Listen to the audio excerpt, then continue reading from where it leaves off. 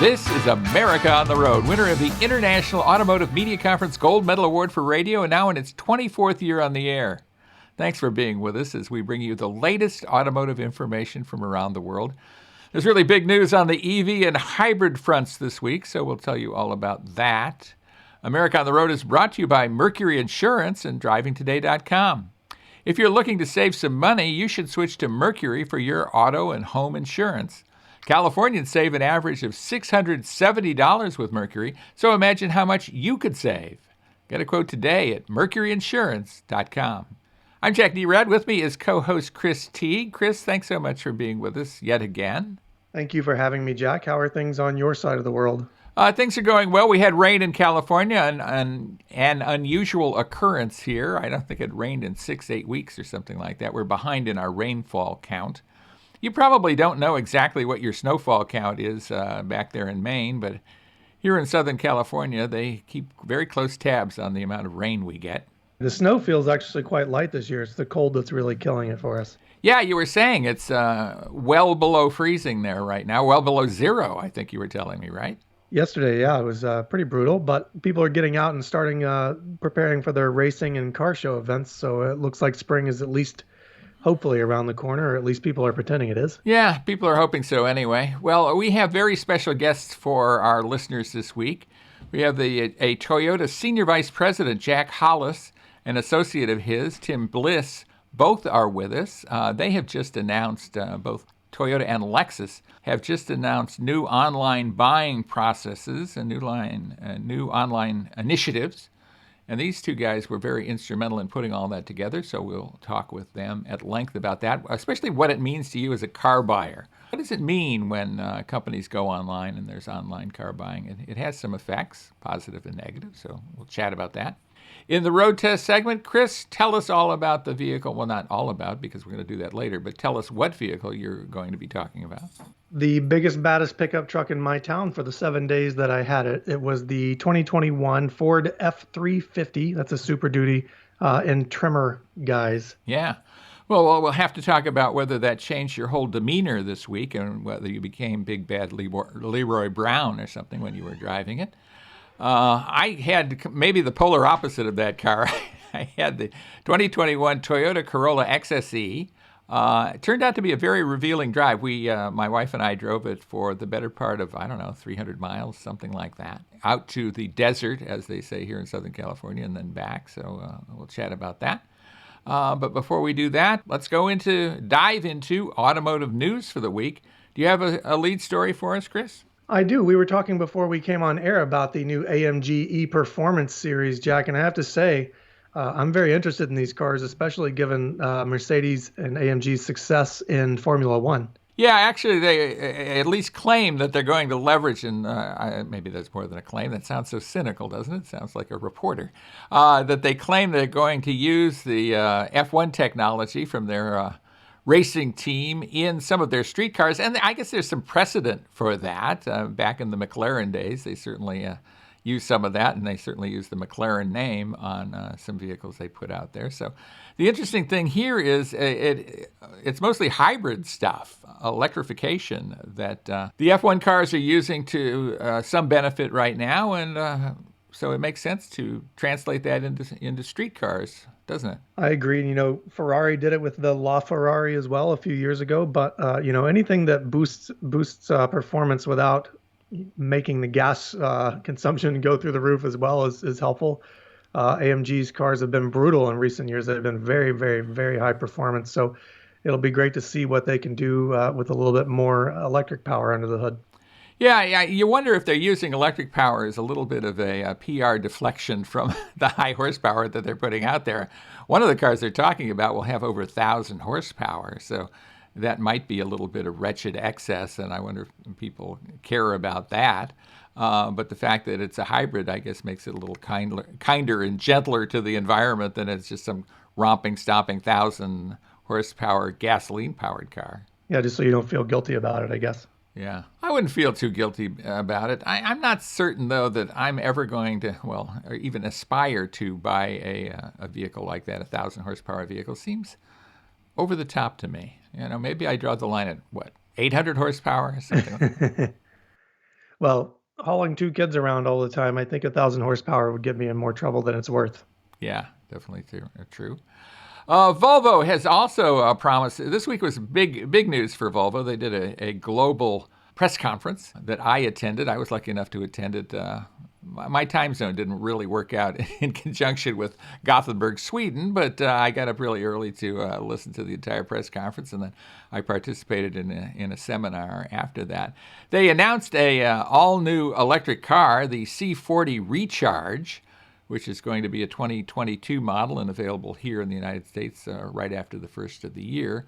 But I think equally interesting was what they announced about what they're doing retailing, and it actually dovetails into the special guests we have this week, because they're going to sell their electric vehicles online only.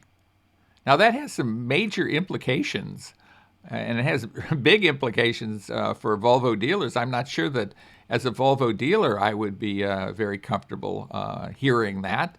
But they were adamant that the dealers are on board and they're going to go online only with these sales. And, one of the reasons that you have to question online only sales is the fact that it almost requires a set price. And by law, a distributor of cars cannot set a retail price for vehicles in the United States. So that alone is one hurdle to jump. What's your take on this whole initiative by Volvo, Chris? I think, I've heard some chatter that, like you just said, that dealers might be worried or that this might mark an end of an era for Volvo dealers. But I think for them, it could also be a convenience factor, right? So many manufacturers, GM, Ford, when they roll out electric vehicles, their dealerships have to go through a training and certification process, which I assume may be onerous for some dealers, especially to pay the money to install the equipment and all that. So maybe this is a way around that for them. The dealers might see a bright side out of that. I'm not knowledgeable enough to make a strong argument for it, but from a customer perspective, I think it's great to go direct to customer. Tesla buyers have liked it. A lot of other companies are probably looking at doing that. But if I were buying a car, I'd like to bypass the dealership altogether. But we'll see how it goes, especially with the weird legal structure that we have here in this country. Well, and then you have to look at how do you get the vehicle serviced, and certainly Volvo wants to maintain Volvo dealers to service the vehicles out there, and I think customers want that too. I also think Volvo dealers probably have a pretty good reputation with their retail customers. So, I don't know that this probably is not a move I would make if I were in their shoes. I think there's a lot of hurdles to jump, including legal ones, to get this to happen. And I think that there's a lot of good reasons to prevent auto manufacturers from selling direct to customers, especially if they already have a franchised dealership network in place. Because if they start selling direct, basically they're neutering and neutralizing and making valueless the giant investment that their dealers have put into their stores. And I think that's why those franchise laws are in place in the first place. From that perspective, I agree. Well, good. And so I'm persuasive. And we'll see what happens with the Volvo situation, because it'll be interesting going forward. Another EV maker out there making news, geez, we can't get away from EV news this week, can we, is Fisker, our friend Hendrik Fisker. Boy, I've talked to him over and over again, also on the show several times over the course of the years. And he's back with a new vehicle and even speaking about making more vehicles. So it will be interesting when they come to market with their Fisker Ocean vehicle. What's your sense about how Fisker will do this time around, Chris? Well, it's hard to deny the Ocean is tempting from a price and capability standpoint, assuming it actually ends up coming to market. Given that the release date and the manufacturing start date is so far in the future, there's a lot of time in between now and then for people to speculate and make different comments and opinions about it. Just a couple of days ago, news came out they're abandoning solid state battery technology. So I really hope that it comes to market. More choice is always better, especially when it's a new product like an EV that people are kind of on the fence about adopting in the first place. But if they deliver what's on paper right now, I think it'll be a very, very compelling vehicle. Yeah, it's really interesting now. I mean, this era that we're in, it's kind of like an era of about 120 years ago. The first major burst of automotive building and automotive builders, because we're having a whole bunch of new, startup companies and spin-offs entering the market after a long period where it was kind of conventional, kind of just mellowed out, and there weren't a lot of new entries. And we're seeing a bunch of vehicles come to market or about to come to market. And heck, it's kind of like the Wild West with what we're going to see going forward. And I think some will fall away quickly, and others might take hold. We'll have to see how that happens. Yeah, I'll take it. Some of the more fringe designs will probably be pushed out, like you said, but maybe some of the more mainstream manufacturers will pick up on some of that kind of out there tech and design, and we'll all be better for it. Yeah, and it'll be interesting, too, to see how the whole retailing aspect of this sorts out. I mean, some of these companies might resort to the conventional through the dealer kind of selling, and others are going to go online. They have the benefit of a clean sheet of paper. They don't have an existing dealer network, so they can establish what kind of retailer they want, and certainly that's what Tesla Motors has done over the course of the last 15 years or so. So it will be interesting, and as you say, more competition is good for the consumer, and I'm all for that. Absolutely. Well, when we come back, and we will come back, I'm assuming we're going to come back unless there's a major earthquake or something, or power outage. We will be back, and Chris, you'll be discussing the 2021 Ford F-350 Tremor. Wow, big stuff. Yeah, the biggest thing here. Yeah, the biggest thing in the state of Maine. And I don't know about that. Somebody in the woods probably has a bigger truck than me, but it's quite large. Yeah, okay. Well, and thanks for the truth quotient testing there. In what we're saying, we don't want to overpromise and say it's the biggest thing in Maine. It's, let's say, one of the biggest things in Maine. And I had one of the smallest things in Southern California, the 2021 Toyota Corolla XSE, but not as small as you'd think. And we'll talk a bit about that when we come back. So stay with us with Chris Teague. This is Jack Nerad with you, and you're with us on America on the Road. Welcome back, everybody, to America on the Road with Chris Teague. Jack Nerad back with you, and it is road test time. Yes, road test time right here on America on the Road. We love to road test vehicles. Driving somebody else's car is a blast. And when you're evaluating it and then able to talk about it on a podcast or on the radio, that's even more fun. And we enjoy doing that. And thanks so much for listening to us as we do it. We do appreciate that. Chris, you had a monster vehicle, and I mean that in the best possible way. Tell us a bit about the vehicle you were driving this past week. Yeah, it's one of those things where you first get behind the wheel and you second guess yourself, but a couple hours in and you couldn't imagine being in anything else. It's so big. But this is the 2021 Ford F-350 XLT with a Tremor package. And the Tremor package is something relatively new. I think it came out last year. I could be wrong on that. But in recent times, it's available on the XLT, the Lariat, the King Ranch, and the Platinum versions of both the F-250 and the 350. I think, Jack, last year I may have even talked about the Platinum F-250 on the show.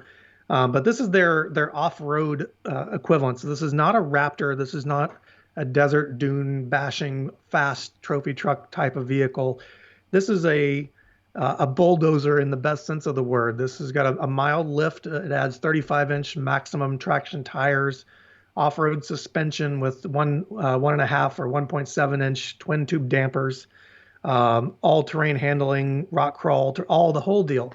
So if you can imagine one of the largest pickups that Ford makes, a little bit lifted and with larger tires and wheels, that's what this is. So this truck had the 6.2-liter V8 powertrain. They offer a 7.3-liter gas V8 and a 6.7-liter Power Stroke diesel V8.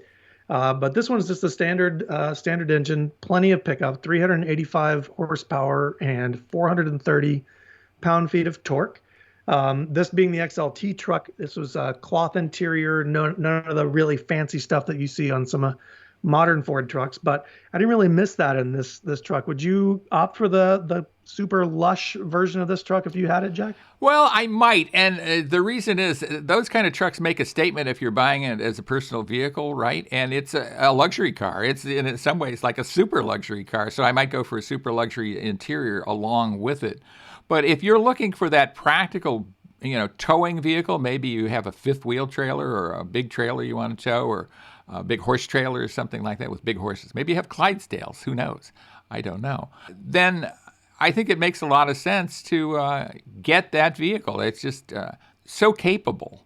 I agree. And even in the XLT trim where there's cloth interior, and I mentioned none of the really fancy panoramic moonroof and things like that.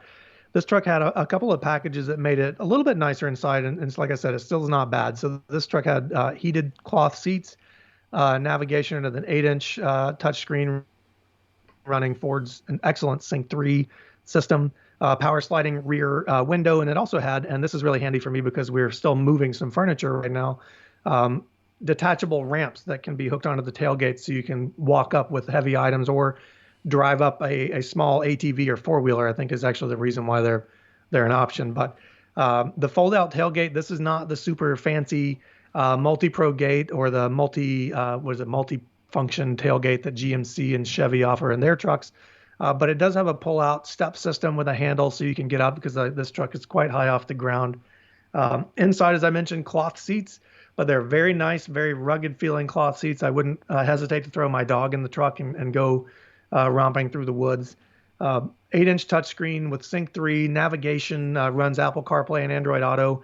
This truck didn't have the B&O, the Bang & Olufsen stereo that a lot of upper-level Fords do, but still plenty of bass. It sounded great. The kids' songs had no issue being played at top volume.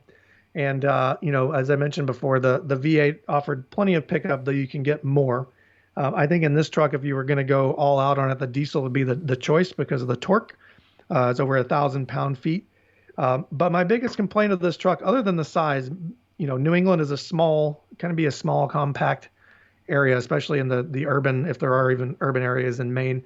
The streets are very small, so it's hard to maneuver a truck like that. But the ride is also quite rough. So if you're not using it for off-roading regularly, or you're not carrying a load in the bed, it can be quite bouncy and stiff, especially on the roads that we have now where the plows have kind of torn them up a little bit. Right, and I think that's probably a function of it being the Tremor version, which is meant for off-road. I think you would probably get a much more boulevard ride if you were in the standard F-350 and probably find that to be, pretty darn comfortable.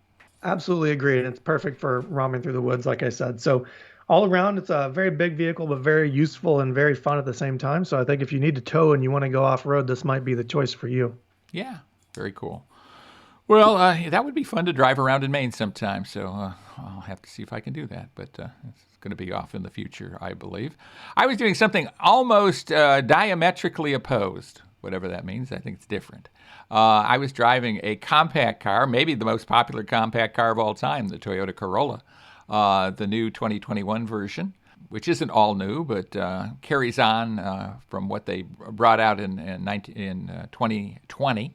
It rides on a 106-inch wheelbase, which makes it a lot longer, not so compact anymore. And that's one of the things I discovered about this vehicle. I had a long drive ahead of me. I was going to drive from my home here in Southern California to the desert, the Coachella Valley, about 120 miles distant, and do a little round trip. And I wasn't necessarily eagerly anticipating doing that in the Corolla, and I tell you, after doing it in the Corolla, it was just great. There was absolutely nothing wrong with it whatsoever. It was comfortable, quiet, plenty of trunk space for the luggage of both myself and my lovely wife. The dog enjoyed his place in the back seat, so I was very, very impressed, more impressed than I thought I would be. We had an XSE version of the Corolla, which is one of the up-level, sportier versions. And it has LED headlamps to distinguish it, among other things. It's a good-looking car. I think Toyota styling, exterior styling in particular, has come a long way. And for that matter, interior styling is better, too. It now has 18-inch wheels, so that makes it look a little sportier and better. They call the inside sensuous minimalism, which I think is somebody's rapture, some copywriter's rapture about this thing. I wouldn't say it's either minimalist or it's all that sensuous. It's just a good, solid interior. I did have a little problem seeing the gauges at times and seeing the speedometer, which is very rare these days, but on that drive out there. And I'm not certain exactly what it was. It just seemed like the digits weren't bright enough, or as bright as I'd like them to be with my aging eyes. But I'm telling you, I'm still 20/20, and I can still hit the baseball, so it's not just my eyes. But so that was going on. It does have an 8-inch multimedia touchscreen, so that is helpful. Toyota's infotainment system has moved ahead by leaps and bounds. I would not say it's necessarily the equivalent of the Sync 3 that you experienced in the Ford F-350, or that we would experience an infotainment system we'd experience in several other cars, but it's gotten a lot better, that's certain, and it has the important things like Apple CarPlay. Good-looking interior overall. As I said, I had a little bit of trouble seeing the gauges at times, but I did like the fact that the interior they have this new design seat with a headrest that goes into the shoulder area, which seemed comfortable. I don't know that we're all looking, okay, what's the big innovation in seat that we need to see, but they offer that now in the Corolla. And I guess the big news was how well the powertrain worked. This is a vehicle that is a lot of fun to drive, actually. I wouldn't say it's a blast, but I would say compared to some sports sedans that I drove maybe a decade or so ago, it kind of stacks up fairly well. Reasonable horsepower, I think 169 horsepower out of its 2-liter direct injection 4-cylinder engine. So not a ton of horsepower, but nearly 170 horsepower, pretty good. It's not real torquey, but the automatic transmission worked just fine. So all in all, I was really impressed, and I was impressed with the luggage area, the fold-down rear seats. This is essentially the equivalent of what would have been a mid-sized vehicle 10 years ago. And I just think that there's more to like about the Corolla than you would think. What's your take on it, Chris? I agree. They've kind of moved it from that appliance category to what is becoming quickly a very nice car inside and out. The last one I drove was last year, and it was the hatchback model. But they've made it fun to drive. The interior is nice, and they've done very well with the packaging. Even the lower trim levels get some niceties that you wouldn't have gotten otherwise a couple of years ago. But agree on all fronts on the Corolla. I can't wait to drive it again, and I hope they bring a hotter hatchback version here sometime soon so I can drive that too. I agree with you, and we're the only one that's going to care, actually. Us, those of us who write about cars like hot hatchbacks and hot compacts, and nobody else pretty much does. I think there's some people in the aftermarket side who are hopping up their compact cars, but otherwise not. But it's fun to dream about that, and I'd certainly love to drive one and review it when it comes out. But I would say for the person who wants a compact sedan or maybe even a mid-size sedan, I'd say take a look at the Corolla. There's a lot of value there, and you're probably going to be surprised at how good the vehicle is. So 2 winners this time around. Really gigantic vehicle, a truck the size of the state of Maine, or maybe New Hampshire. Maybe not Maine, but New Hampshire possibly. In the F-350 Tremor, and I was in the Toyota Corolla that I found to be larger than I thought it would be, and more comfortable too. So when we come back, we're going to be taking your listener questions. So be on pins and needles waiting for that. With Chris Teague, this is Jack Nerad with you, and you're listening to us on America on the Road. We appreciate it very much, and stay with us. We'll be right back. Welcome back, everybody, to America on the Road with co-host Chris Teague. Jack Nerad with you for listener question time. We love to take your listener questions. It's very easy to reach us with your listener question. We'd love to hear it. Send your listener question to editor@drivingtoday.com. That's editor@drivingtoday.com. We'll try to answer your listener question on an upcoming show. But in the meantime, I think we have a question, Chris. What is your question or listener question for us today? We do have a question. This one is about car buying, but not in the way you would think. The question is, should I or should I not buy a car from auction? What a good question. And it's a good question because it is a pretty good alternative, or could be for the right people, a good alternative to buying from a dealer. Of course, you'd be buying a used vehicle in this case. And there's some positives and there's some negatives. I guess one of the positives is if you don't particularly like dealing with used car dealers, this is a way to go around a used car dealer. At the same time, depending on the auction, you might have to associate yourself with some kind of car dealer just to get in. The good news is there are online auctions that are available to the public, and even some dealer auctions allow the public to participate. Although they might require you setting up an account with them or potentially paying some kind of deposit or fee to get access. And then there is eBay, that auction site or the auction area within eBay does an immense amount of car transactions, and that has its own idiosyncrasies, and it's interesting. There are a wide variety of vehicles that are available for sale by auctions. A lot of these auctions go unnoticed by the general public because they're wholesale auctions. Dealers put vehicles up for sale and then they buy them at auction. And they're trading cars all around all the time doing this. Individuals can put their cars up for sale at auction. Also, auction vehicles can include vehicles that have been repossessed by finance companies, probably really well taken care of usually, too. Cars seized by law enforcement. Who knows what you might find in those, right? And then there's salvage title cars. These are cars that have been totaled by insurance companies. And government surplus vehicles, although fewer and fewer of those. That's less and less prevalent. Would you ever consider buying a car at an auction, do you think, Chris? I think I would, but I would do so with caution. Forgive me for not being intimately familiar with how this works, but if I'm a car dealer, I go to this auction and I make an assumption about what work or what costs are going to be needed to get that vehicle running or in sellable condition, right? So if I'm an individual and I don't have that experience and don't have the wherewithal or even the manpower to fix it, I'm in big trouble if I buy something that ends up being a steaming pile, right? Absolutely true, and you're buying as is. I mean, that is a very good caution, and that's one of the cons to buying through an auto auction is there's no warranty. You're getting what you get, and it's difficult to assess the condition of the vehicle.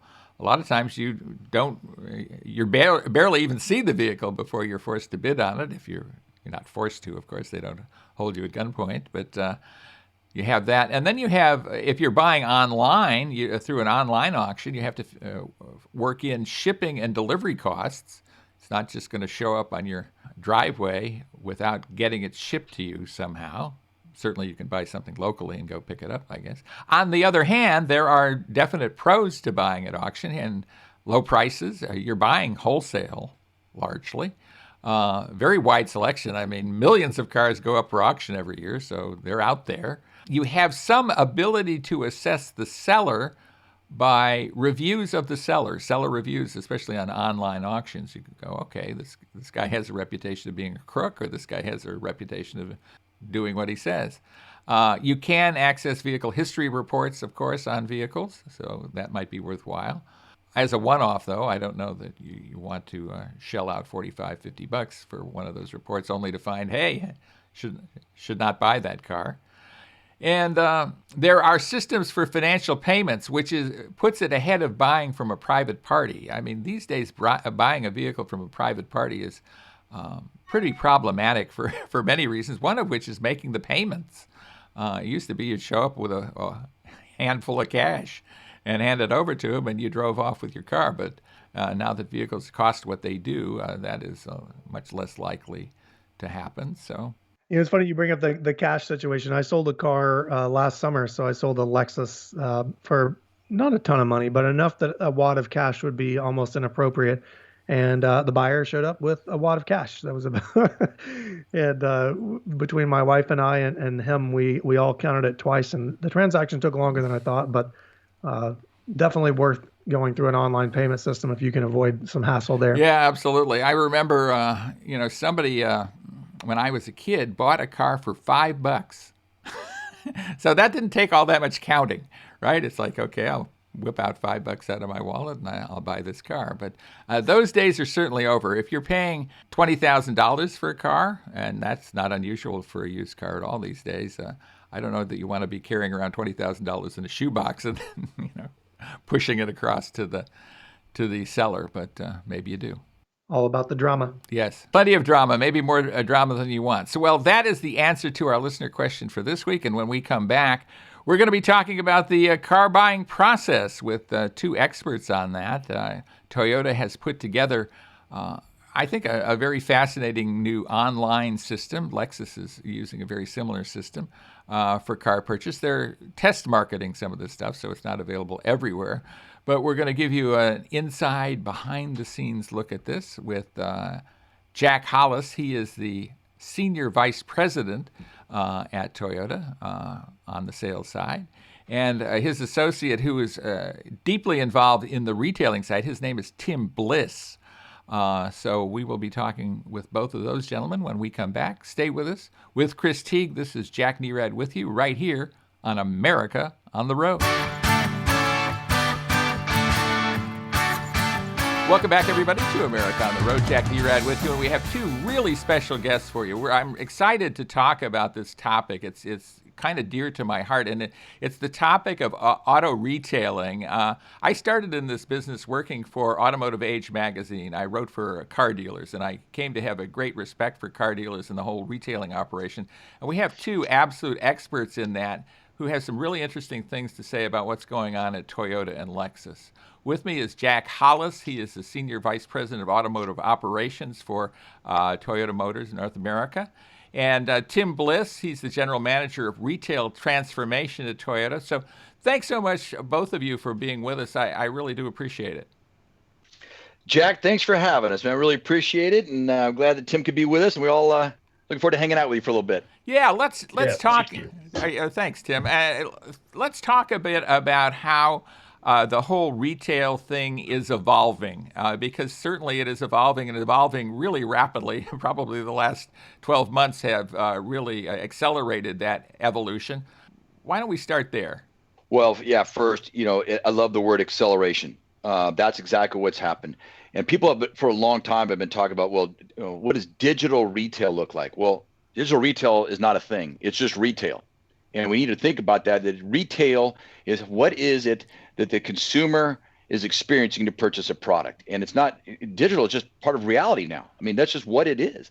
So what we've seen is an acceleration of the idea of being able to, search, seek, configure a vehicle. And the more we've seen that, a lot of consumers are like, well, why can't I just go through the whole process? I want to check out finance rates, lease rates. I want to purchase it. I want to set up delivery. I want to do service. And what we have done with SmartPath and Monogram. SmartPath is the name we branding it under Toyota, Monogram at Lexus. And our goal is to make the opportunity to have a seamless experience for the consumer, whether they're online or in the store. One big holistic project or a program for the guest's advantage, and that's what we put together, and really excited about it. Well, I'm excited to hear about it too. And doing some reading about it, and knowing what I know about digital retailing, which is probably more than the average person knows about it. I'm excited by the fact that it isn't just one way. It's not a single path. It's not a single procedure. It allows the customer kind of to customize the way they approach this. And I really think that's the future. Can you expand on that, both of you? Absolutely. I'll start here and I'll turn it over to Tim. Here's how I look at it. You have a significant number of customers today who still want to go into a dealership and they want to spend 2, 4, 6, 8, 10 hours, whatever it takes to get the deal they want, the way they want it done, and that customer should be honored with that. You have other people who want to spend 0 minutes in the dealership, and they want to be able to do 100% of it at 2 a.m. sitting in their pajamas at their house. That's a spectrum that we want to live in. So our goal is at any point on that spectrum, we want to give you the opportunity for you, the guest, to be in control. That's how this was it. how it was created. And from that, we've seen so much reception because now you get to be in control. You get to be running the show. And ultimately what that is the three key words, and I'll turn it to Tim, that we have driven this whole system by are three words: trust, time, and transparency. Okay? That's what's driving this whole thing. And when you can customize it, you allow the guest to be in charge of all three, right? They get to use their time the way they want to. With the transparent process that we've put out there, they can do it all themselves. And what it has done then is produces trust in the process, in the product, and in the dealership and in the company. So, Tim, how about you take it from there? No, that's perfect. And I think, flexibility has been the key. And that's what we've been aiming for as we've been designing this from the very beginning. And I think what gives us a benefit with us designing it and working closely with our Toyota and Lexus dealers is that we're building it for them and for our guests. And so with that, we've been able to keep the dealer still an integral part of this. And that's where that flexibility comes into play, because it's the dealer's inventory, it's the dealer's pricing. And that pricing that the dealer sets, that the customer sees online, is the same pricing they're going to start at when they come into the dealership. And that's what starts to build that trust. It builds that transparency. And with that all being centered around our dealers and our solution, that's what we're starting to see really pay off. Are you getting to the point where a complete transaction can be done online by the typical Lexus or Toyota dealer? Well, you're right. Your timing is perfect because today is February the 11th, and then in February this month is our launch month to do the whole kit and caboodle, to have that available. But I will let Tim tell you about the specifics on that timing in February. Yeah. So what we've been working on really aggressively since the pandemic start is taking the Smart Path and Monogram experience that we have out there today and really revamping the online experience portion of it. Smart Path and Monogram are twofold. It's online and in store. And what we really set out to build for the dealer is that transition for the guest to go from online to in store. As Jack mentioned, there's some that want to do it all, and there's some that want to do very little. But to your question in regards to those guests that want to do it all, what we will be rolling out here later this month is that opportunity for the guests to do that, working closely with the dealer still, but now just in a digital way. So they'll be able to do all of the steps that you would be able to do online in regards to find the vehicle that you're interested in, see if you want to lease or finance and get an accurate payment with the dealer's pricing, with the local taxes and fees included, be able to add accessories, be able to add protection products with pricing if that customer or guest is interested. If the guest wants to go even further and apply for credit and financing, they have the ability to do that. And get an auto-approved decision through our great partnership with Toyota Financial Services for Toyota and, of course, Lexus Financial Services for Lexus. And then, when it's time to finalize the deal, that's when, again, we put the dealer front and center to help really bring this all the way through. And then the guest is allowed to either set up an appointment with the dealership virtually, like we're kind of doing right now, or set up an appointment traditionally in the store. And if they want to continue to do everything remotely and virtually, the dealer then will use, similar screen sharing, a Skype, Zoom, a Teams, the dealer's preference and the guest preference to then have that screen sharing ability to finalize the deal, finalize their trade-in, and then be able to then set up delivery.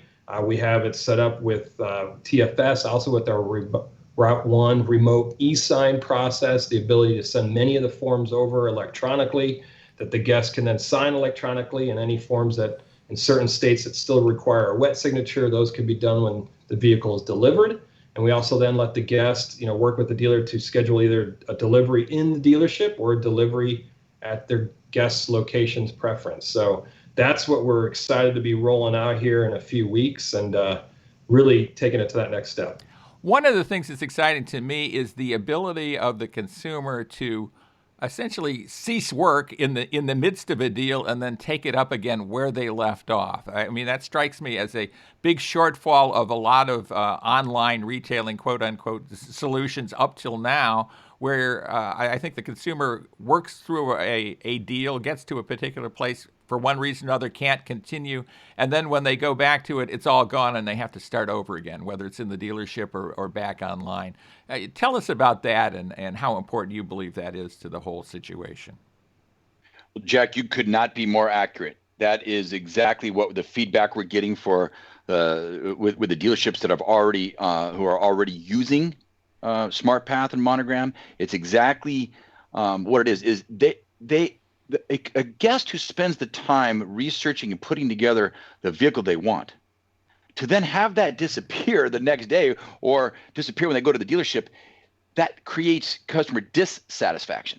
In this case, where we're working through this, probably one of the strongest pieces of this program is to be able to pick it up at any way. Start it tonight, work on it tomorrow, work on it in a week, whatever the timing is. And I want to say this goes back to what you said. The first word is it's the customized. You, the guest, get to control that time, the process, and what you ended always picking up. So I don't think there's anything more to say than it's one of the highlights of SmartPath, that the customer is in control and gets to keep all of their work all the way through the system.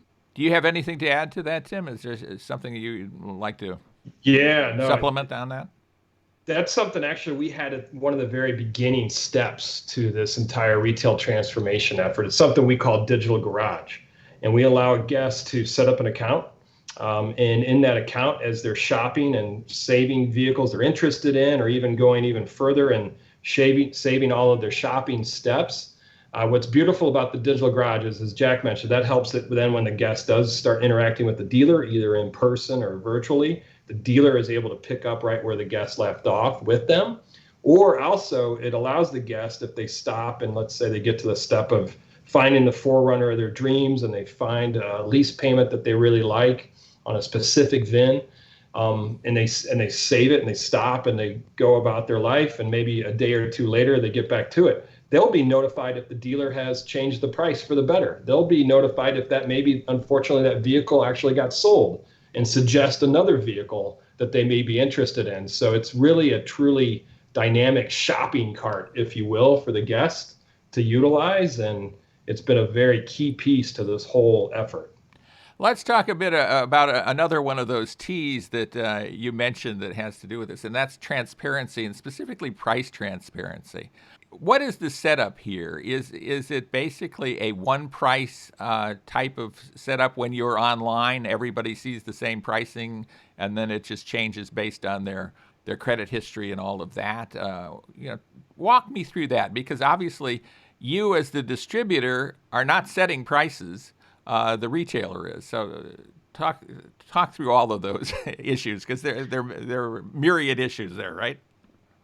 You got it. And since in Jack, since I've been answering these first and kind of jump in, I'm going to let Tim go first here, but with one caveat, I want to set up.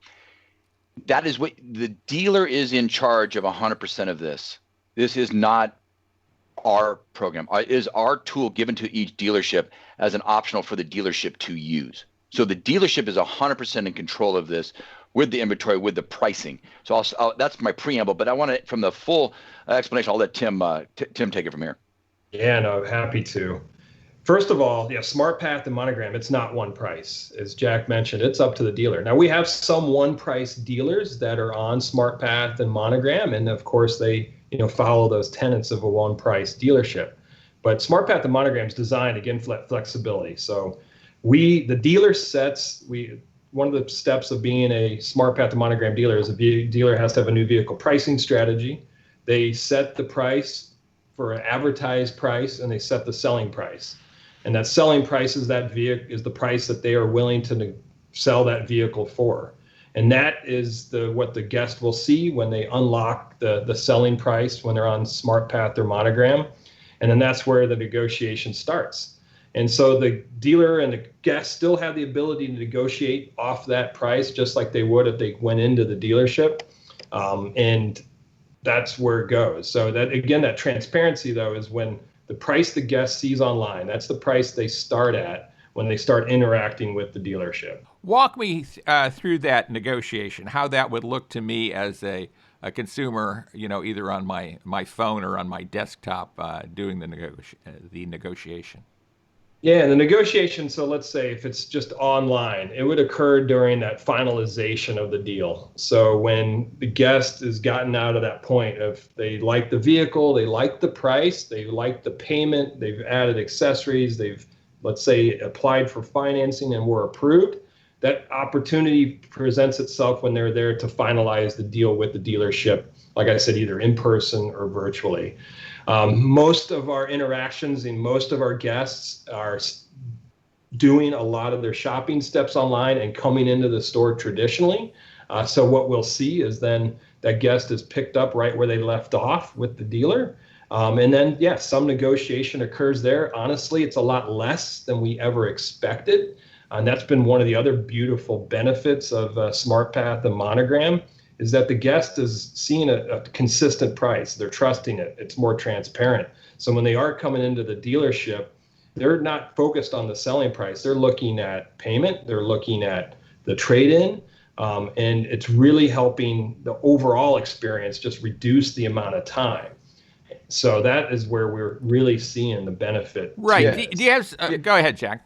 Well, Jack, I want to mention one thing there, because one step in that process that has been very effective for both the dealer and the guest is the payment calculator, where the consumer online gets to look at, okay, what if I want to lease this? What if I want to purchase this? What incentives are on it? What, for me, what is my monthly payment? I want to do 48 months, 60 months. And what has happened is, the consumer, instead of working it with the dealer, they're working it on their own. They're able to spend time to make it fit their budget. So that increases, one, or reduces the amount of interaction time over the pricing with the dealer. Two, shortening the entire time of transaction, which has led to much higher customer satisfaction rates because the customer knows it all the way through, right? They're getting to say, hey, Mr. or Mrs. Dealer, this is what I was looking at. This is what I believe is best for us. Can you help me with that? So it becomes a lot more of partnership in putting together the purchase versus the word of negotiation. It's more about a partnership to get to an end conclusion. I think that's a huge piece here that needs to just be highlighted. Yeah, I think I absolutely agree with you. And I think it enables the customer at their pace to work out something that works for them and decide whether it's going to work for them, for that matter. But then when they become very ready to transact, it strikes me, and I imagine that the in-dealership portion of this is much quicker, and the speed of transaction is very high, and that results in good efficiency for the dealer, in addition to satisfaction for the customer, right? It does. It does, and I think one of the pieces that I love too is you still have a lot of customers. If I asked you, Jack, would you rather take a test drive before you want to check out a car before you go home and start to shop it online, or do you want to shop it online and then come in and take a test drive, then go back to your house? See, the great thing about SmartPath is it's working through the mind of the guest, okay, of what is best for you. There's still that time of interaction with the dealer. The dealer now gets to be a lot more flexible, like you said, more efficient, but they get to be actually expanding their retail experience. They're able to really craft it based upon what that guest is looking for. And since all of us are different, they actually can treat a wider array of customers and their needs more effectively and efficiently. You have anything to add on that, Tim? No, I mean, that is exactly the power of this, is just that ability for the dealer to have flexibility, ability for the guest to have flexibility, and the technology designed to allow that to all come to life. It strikes me too, and I've heard this, so it's not something I pulled out of the air, that oftentimes one of the consumers of this information are the salespeople within the dealerships. They learn a lot from this type of experience. What's your thoughts on that? Because obviously the dealer has to set up a lot of parameters that maybe are not all that transparent to its sales staff to make all this happen. Well, my first thing is that I think the education by dealer is amazing. We are so proud to be partners with our Toyota and Lexus dealers. What we're seeing, and I'm seeing, and Tim, maybe you can highlight a little bit of this, but as we've rolled out each of the launching of SmartPath, this is not just something we just send them a package of like, hey, just plug this in and it works. No, This whole program, by the way, was created by dealers for dealers. We worked with our dealers to create this. Okay.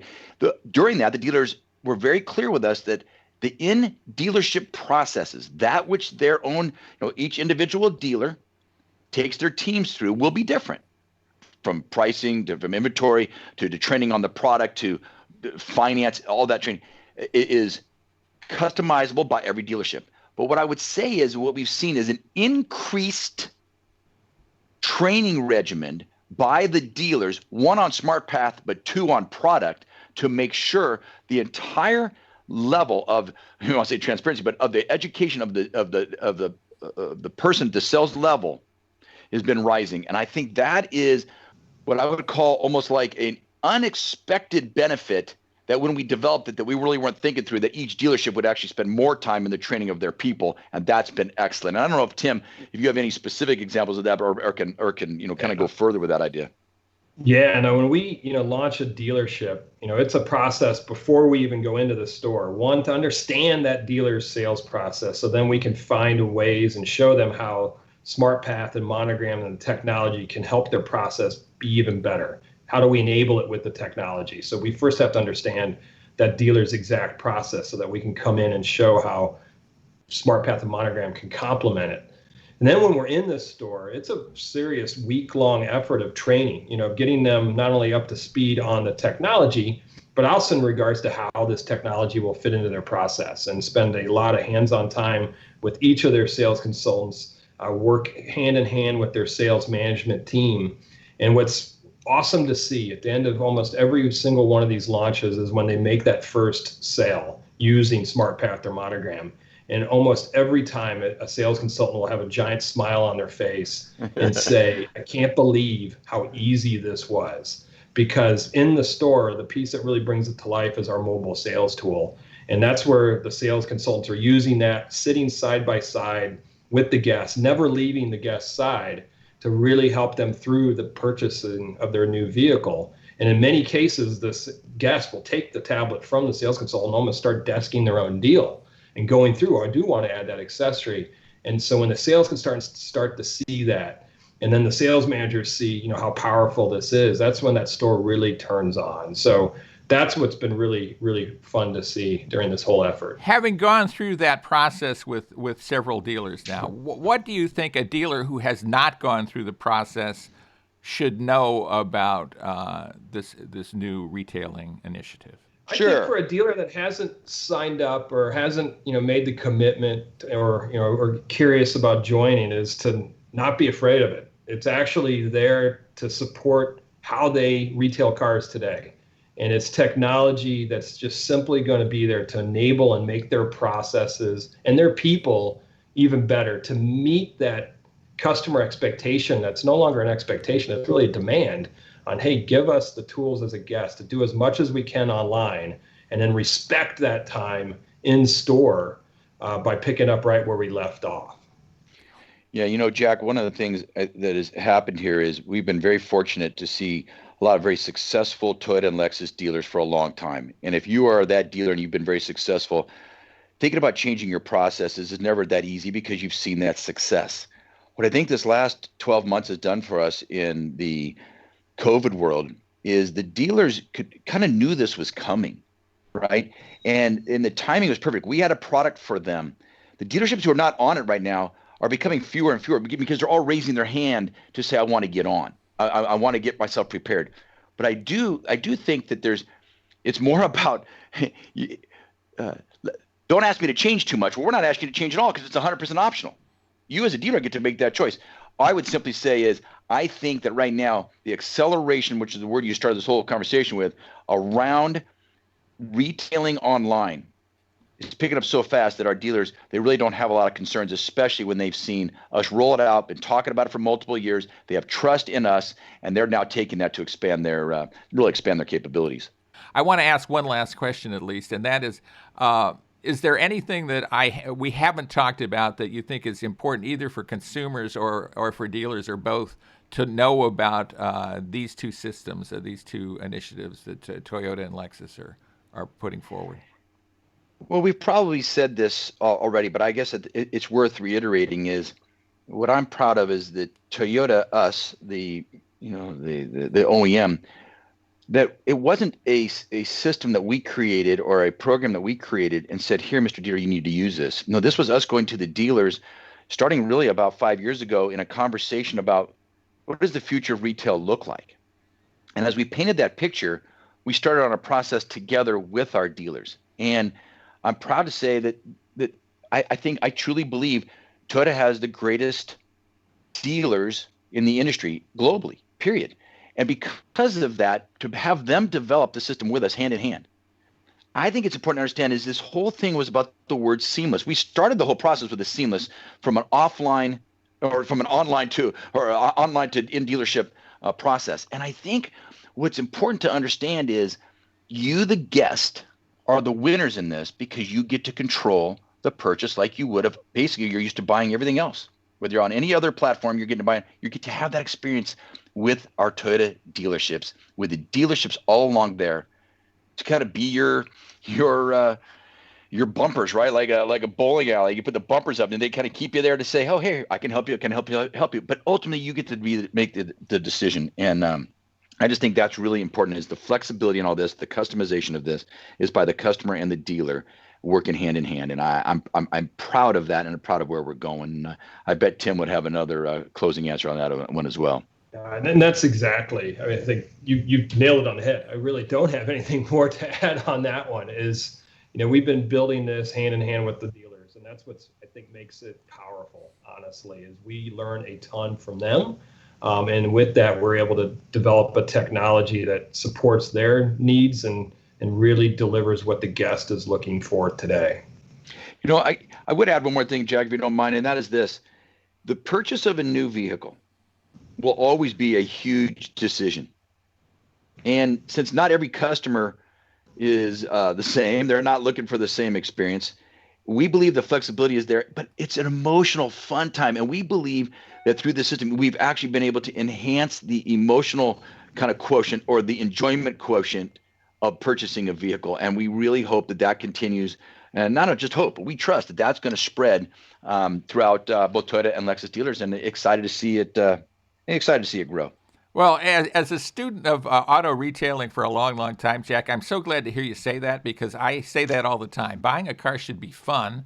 You're spending a lot of money. You should get a lot of enjoyment out of doing that. It should be a blast for you. And so, with that, eye on that prize, I think you're absolutely in the right track. And, from a business side, if you take the emotion out of the car business, you take a lot of the profit out of the car business too. So, from both points of view, it makes a whole lot of sense to keep that emotional attachment to the car purchase process. It does, and it can be, and it should be not only fun, but it should be memorable, right? It should be a good memory, and you go, oh man, I love that, and that's what we want to promote. We want to promote that relationship with our brand Toyota and every single dealership that sells them, and we believe we're on the right path, and really excited about this time.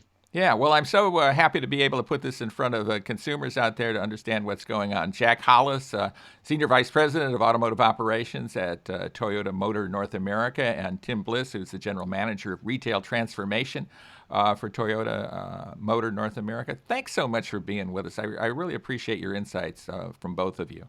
My pleasure. Our pleasure. Thanks for having us. And stay with us, everybody. We'll be right back right here on America on the Road. And that was our interview with Jack Hollis and Tim Bliss of Toyota and Lexus. Really interesting stuff that they are doing. They're putting together. Of course, online buying got very, very hot as COVID-19 struck. But now that we appear to be emerging from that, I think it will continue to gain steam, and Toyota and Lexus are going to be on the forefront of that. So thanks to those gentlemen for speaking with us about them. And my profound thanks, as always, to our terrific co-host, Chris Teague, for being with us. Chris, thanks so much for being with us again this week. Thank you so much for having me, and thanks to everyone for listening. And as always, I'll remind you, if you like what you heard and you want to hear more, go ahead and hit like and subscribe wherever you get your podcasts. That will help us continue to grow and get in front of more people to bring them along for the ride as well. We'd enjoy that. If you like the show, please pass it along. If you just let other people know that, hey, here's a podcast you might be interested in listening to, the America on the Road podcast. We're available on all the podcast platforms. I'd also like to turn you on to another podcast that's pretty interesting. I think I'm going to be guesting on there this coming weekend. It's called In Wheel Time. Not in real time, but in wheel time, from a bunch of guys based in Houston, Texas. So look for that. And of course, look for my book, The GR Factor, Unleashing the Undeniable Power of the Golden Rule. It's available for sale wherever you buy books. And you probably buy books everywhere. You might buy books at the 7-Eleven, who knows? And you might find the GR Factor there. Thanks so much for being with us, and join us again right here next time for another edition of America on the Road.